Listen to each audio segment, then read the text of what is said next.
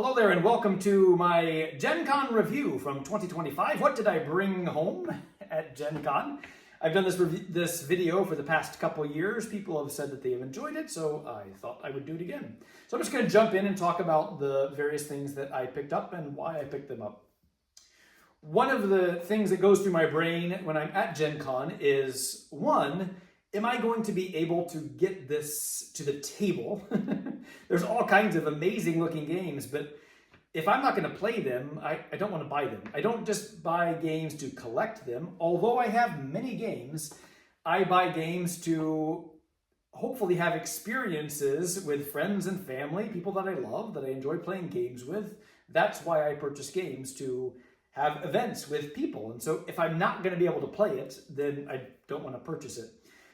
Another thing I think about is, am I going to be able to get this later? You know, we have some great game stores here in Kansas City, so a plug for Mission Board Games and Tabletop Game and Hobby.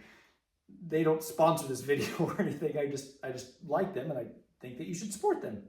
But am I going to be able to find things later? So according to both of those things, I found something that was really helpful for a game that I already enjoy called The Guild of Merchant Explorers. Now, this is a great game. It's simultaneous play. It plays 2 to 4 players, but that's the problem. I often need games that have higher player counts. So they had available this year a party pack. And this party pack gives you everything that you need for up to 8 players. And I also was able to pick up some extra maps for that game. So extra places, extends the life of this game. And so it's really nice because it's a simultaneous play game. So whether you have 3 players or 8 players, it's about the same length. So I was really happy to pick that up. I had thought about buying a second copy and painting extra things, but hey, this solves this. So I was really happy to see that. So now I can play it with a larger group of players. That was one thing I picked up. You know, sometimes I go into Gen Con and I have a shopping list. I didn't really have a shopping list this year. The only thing that I was pretty certain that I wanted to pick up was this expansion here for my favorite game from 2023, which is In the Footsteps of Darwin by a company called Hachette Games. And so this is kind of a no-brainer for me. I really enjoyed this game. This adds a few elements, doesn't really complicate things, just expands, makes it a little bit more interesting. So I was really happy to pick this up. I could probably pick this up later, but sometimes expansions aren't always in the stores. So I was excited to get this expansion that goes with this game that I really, really enjoyed. Great family game, plays in about a half hour. So In the Footsteps of Darwin, great game.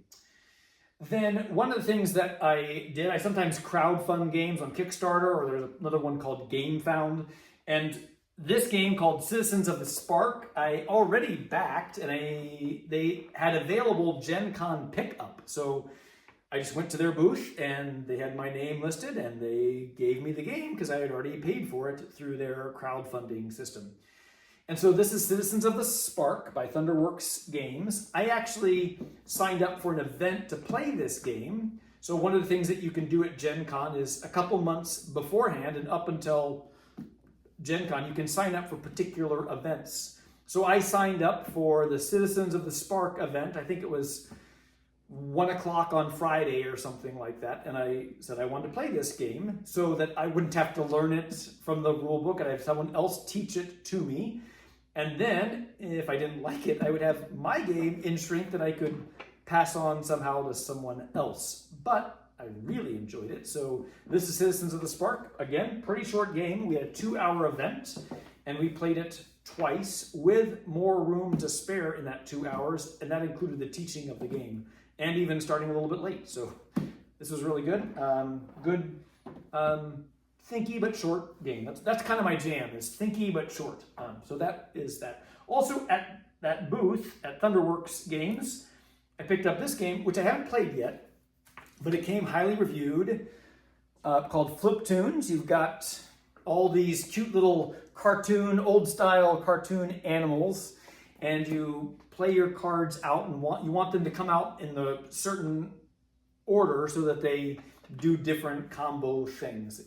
It also came with a promo, so that was another reason. Although this game will be widely available, you can pick this up at your local game store. I wasn't sure if this promo would be, so I decided to pick up that game as well. That's Fliptoons by Thunderworks Games. And then another game that I wasn't sure would be in distribution very widely or not was this game called Trinket Trove. Great player count, plays 2 to 6, plays short, 6 rounds, and I haven't played it yet. I saw a demo of it, and I could understand how the game was played.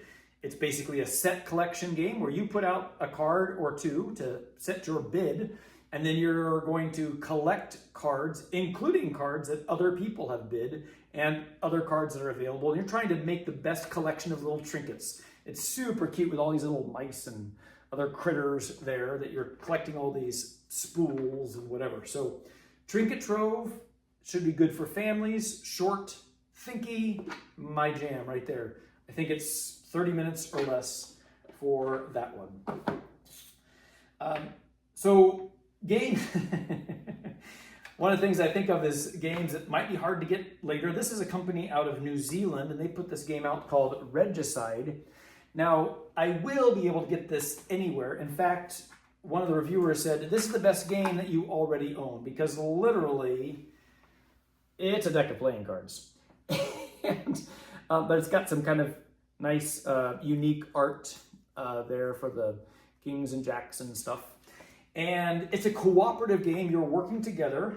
And so you literally could play this game because you can just have a deck of cards, get the rule book, and they're fine with that. That's what they designed the game to do, is a game, that was their design premise, is can we design a really fun, interesting, cooperative game with simply a deck of cards.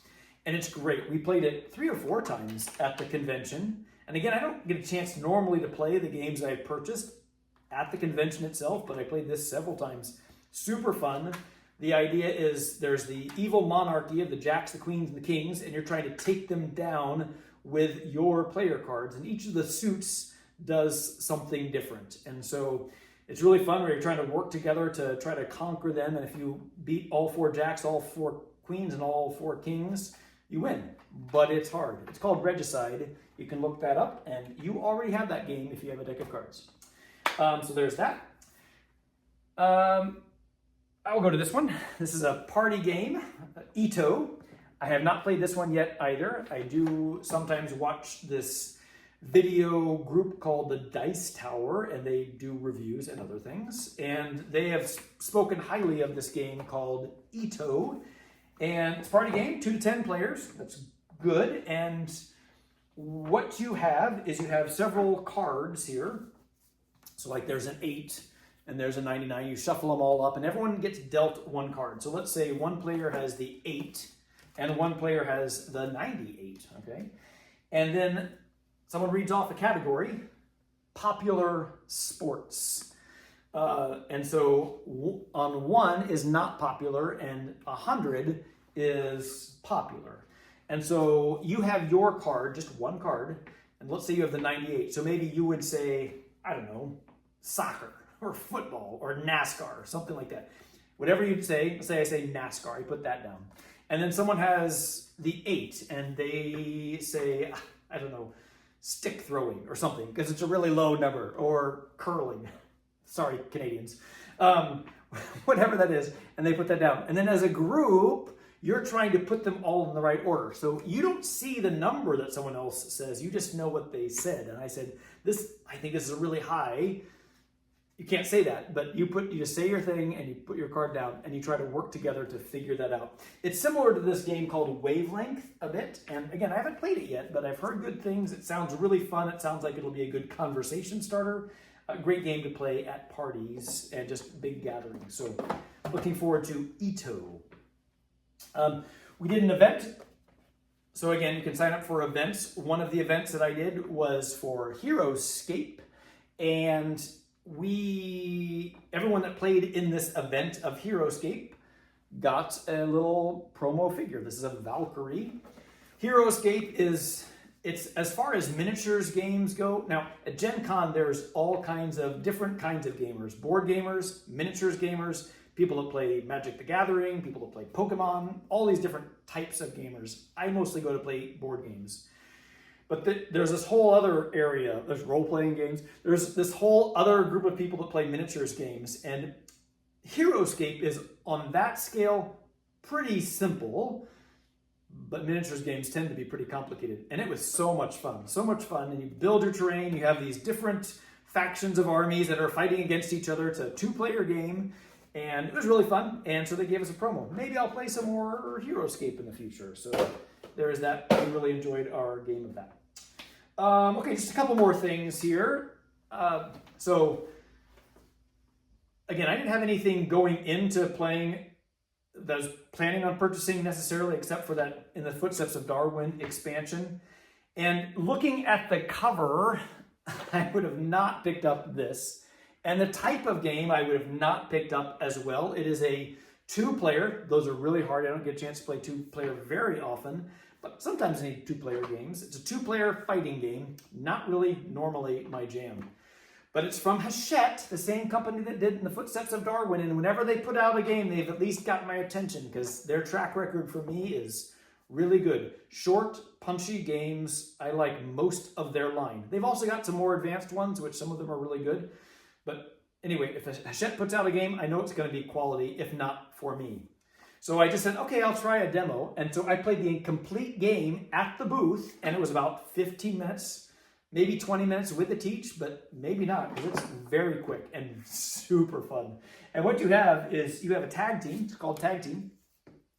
And you are randomly dealt out, or you can choose your 2 people. So let's say I have Shango and Joan, loosely based on Joan of Arc. That's your tag team. There's their health points. Your objective is to take down the health of the other person. Again, it wouldn't normally be my jam, but here's how it works. You have your cards, and you take from your deck, which is all different for each player, or each different fighter. You pick one of these, and then you take this card, and you either put it at the top of the line, at the back of the line, or somewhere in the middle, and then you don't shuffle them, and this stays the whole time. You put it down, and then simultaneously you flip over your card, and the other person flips over their card, and you just resolve their effects. And then you do the next one, and then you do the next one. And you just go through your row, and then you pick up new cards. Same order, you put it in. So it's kind of a programming game of your programming how your cards are going to come out. You're trying to outthink the other person. Really clever, really fun game. I picked it up. So that is Tag Team.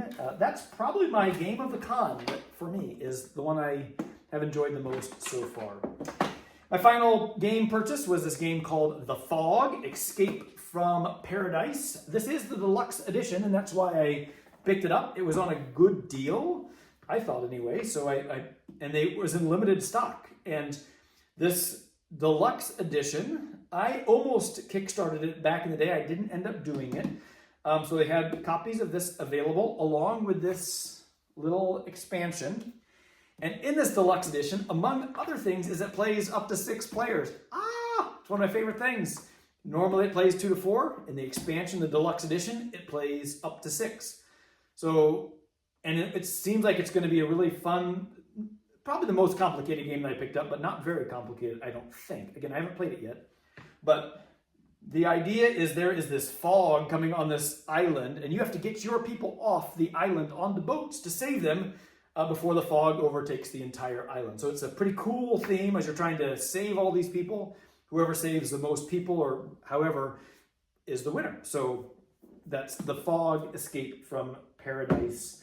I was happy to see that there, and I picked that one up. So that's pretty much everything I picked up. I also picked up a pint glass and a t-shirt. So there is my Gen Con haul from 2025. Hopefully you found that interesting. If not, hey, there are more YouTube videos that you can look out. So have a great rest of the day.